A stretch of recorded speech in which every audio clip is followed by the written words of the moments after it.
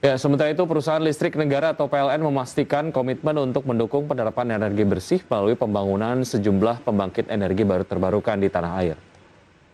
Usai diterbitkannya Rencana Usaha Penyediaan Tenaga Listrik atau RUPTL PLN 2021-2030, pertumbuhan konsumsi listrik dikoreksi hanya 4,9% dibandingkan target sebelumnya 6,4%. Ya, pemerintah tetap menargetkan porsi EBT meningkat menjadi 51,6%, sedangkan pembangkit fosil sebesar 48,4%.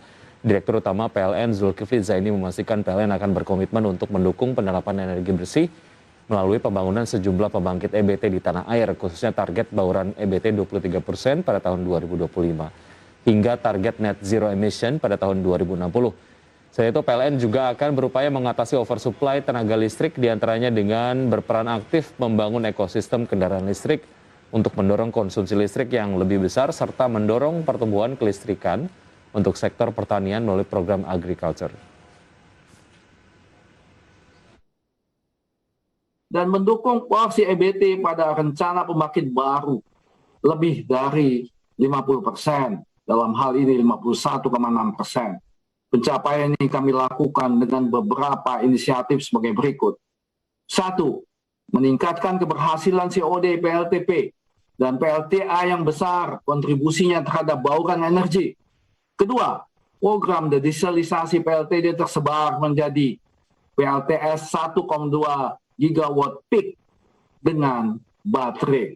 Ketiga, pembangunan PLTS 4,7 gigawatt dan PLTB 0,6 gigawatt. Ya, patut diapresiasi ya langkah dari pemerintah Indonesia ini yang mau turut serta untuk bagaimana beralih ke energi baru terbarukan. Itu kan memang yang terbaik untuk Indonesia dan dunia di tahun-tahun yang akan datang. Oke, PLN juga sebagai garda terdepan ya itu menunjukkan komitmennya untuk mencapai target bauran energi baru terbarukan.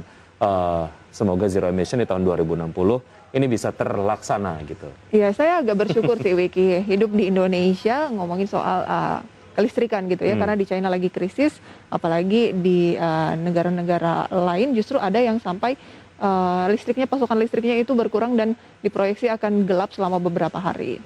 Oke, tapi sementara kita sebetulnya juga banyak sumber-sumber energi baru terbarukan dan itu bisa menjadi solusi di tengah misalnya suatu hari nanti amit-amit gitu ya, terjadi hal yang kemudian terjadi di China ataupun di negara-negara yang lain.